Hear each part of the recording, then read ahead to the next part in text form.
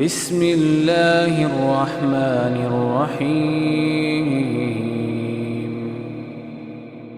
نبی صلی اللہ علیہ وسلم نے فرمایا ترکت فیکم امرین، جب کوئی کسی چیز کو ڈیسائیڈ کرنا ہونا کہ یہ حق ہے یا نہ حق، تو آپ نے وہ سٹینڈرڈ وہ معیار ہمارے سامنے رکھ دیا۔ ترکت فیکم امرین، میں تم میں دو چیزیں چھوڑے جا رہا ہوں، اگر تم ان کو مضبوطی سے پکڑو گے کبھی گمراہ نہیں ہوگے۔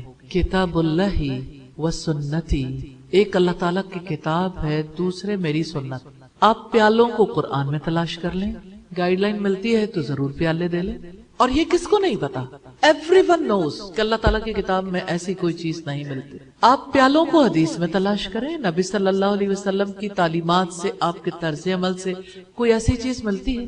تو ایسا نہیں ہے۔ پھر آپ یہ دیکھیے کل محدثۃ بدعۃ، پھر اصولی بات ہے جو نبی صلی اللہ علیہ وسلم نے ارشاد فرمائی، دین میں ہر نئی بات نکالنا بدعت ہے، وَكُلُّ بِدْعَةٍ ضَلَالَةٌ، ہر بدعت گمراہی ہے، کیونکہ اسلام کا راستہ چھوٹ جاتا ہے جب انسان من کے راستے پہ چلتا ہے یا لوگوں کے خود ساختہ راستے پہ چلتا ہے۔ وَكُلُّ ضَلَالَةٍ فِي النَّارِ، ہر گمراہی کا انجام بھی بتا دیا، ہر گمراہی آگ میں لے جانے والا۔ تو ہمیں بحث کرنے کی ضرورت ہے، کیونکہ آپ کی انڈرسٹینڈنگ ماشاءاللہ بہت اچھی۔ جی اللہ تعالیٰ کی کتاب کھولیں، میرا آنسر نہیں ہے، کتاب اللہ و سنتی۔ آپ ہمیشہ اسٹینڈرڈ کو سامنے رکھیں گے۔ آپ کے دل میں کوئی اختلاف ہے کیا؟ یہ کسی فرقے کی بات ہے کیا؟ یہ کسی کی ذاتی پسند ناپسند کی بات ہے؟ یہ تو آسمان والے کی بات ہے، یہ تو اللہ تعالیٰ کی بات ہے۔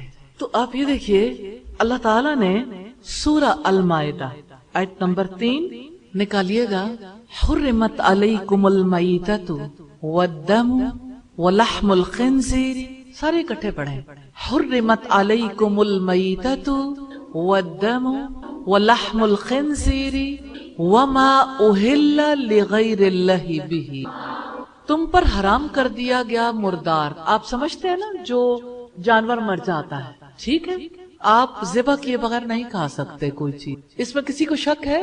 کوئی شک ہے نہیں، الحمدللہ۔ خون آپ نفرت کرتے ہوں بے شک، لیکن آپ کو یہ جاننا چاہیے کہ پہلے لوگ جمے ہوئے بلڈ کو پکا کر کھا لیتے تھے، اور وہ انسانی صحت کے لیے انتہائی مضر ہے۔ اور جس دور میں بھی ایسی چیزیں کھائی جاتی ہیں تو وہاں اس وقت نفرت نہیں تھی نا۔ اللہ تعالیٰ کا شکر ہے کہ آپ کے دل میں نفرت ہے۔ اگر یہ طبعی نفرت ہے تو اجر نہیں ملے گا، اگر آپ کی یہ نفرت اللہ تعالیٰ کے لیے تو اسے اللہ تعالیٰ کے لیے کر لیں تو اس پر آپ کو اجر ملے گا۔ پھر آپ دیکھیے وَلَحْمُ الْخِنْزِيرِ، اور سور کا گوشت۔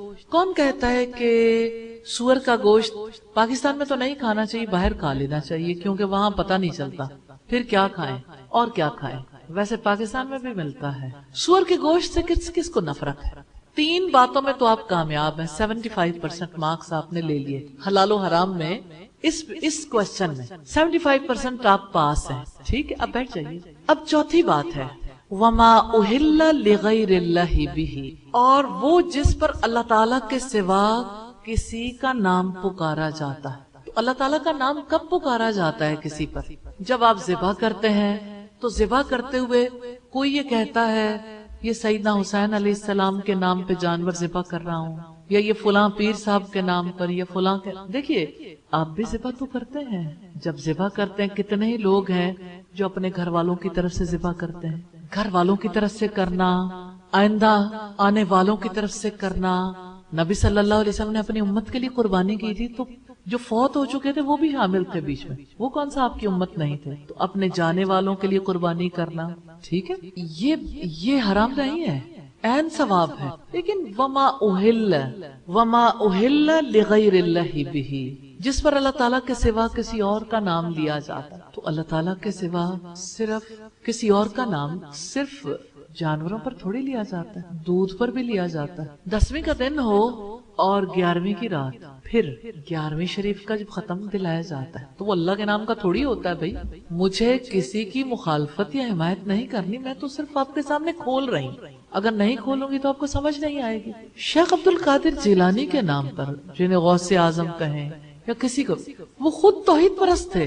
عجیب بات یہ ہے، آپ نے نوٹ کیا ہوگا میں ان کا ریفرنس بہت دیتی ہوں، لیکن ان کے نام پر اگر دودھ، کھیر یا کوئی اور چیز دی جائے تو وہ حلال نہیں ہے، وہ اسی طرح حرام ہے جیسے سور. تو سور کھائیں گے آپ؟ اسی طرح حرام ہے جیسے لہو، اسی طرح حرام ہے جیسے مردار، کیونکہ اس میں مانوی حرمت ہے. وہ بظاہر ویسا ہی کھانا ہے لیکن اسے اللہ تعالیٰ نے حرام کر دیا ہے، کیونکہ وہ اللہ تعالیٰ کی بڑائی کے خلاف ہے، کیونکہ وہ اللہ تعالیٰ کے ساتھ شرک ہے. اس سے اللہ تعالیٰ کی عظمت کو چیلنج کیا جاتا ہے کہ اگر اللہ تعالیٰ کے نام پر کچھ ہو سکتا ہے تو کسی اور کے نام پر بھی ہو سکتا رہے نام اللہ. اللہ تعالیٰ تو باقی ذات ہے.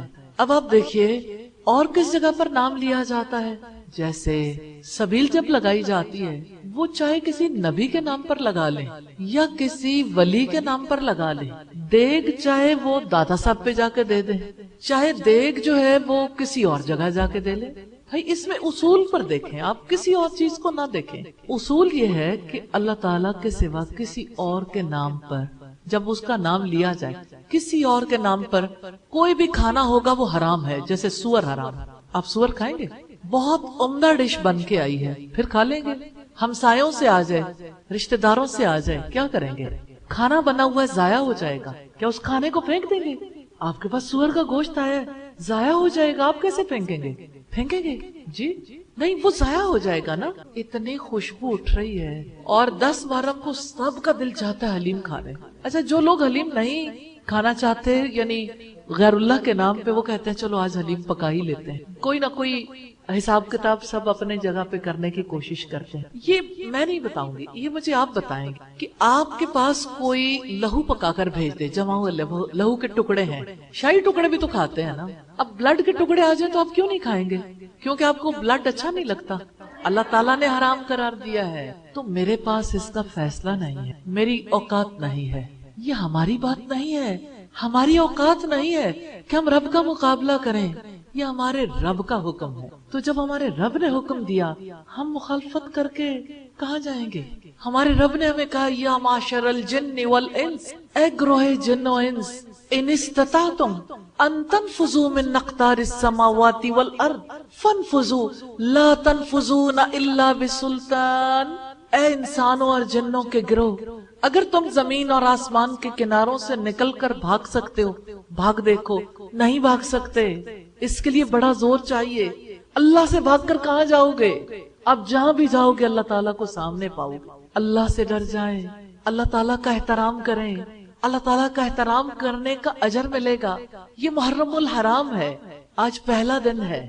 پہلے دن میں اگر انڈرسٹینڈنگ مل جائے تو آپ کتنے خوش نصیب. آپ اس کا اعتراف کر لیں گے، اقرار کر لیں گے تو آپ تو کامیاب ہو جائیں گے انشاءاللہ انشاءاللہ. جی کوئی اور بات؟ ٹھیک ہے جی.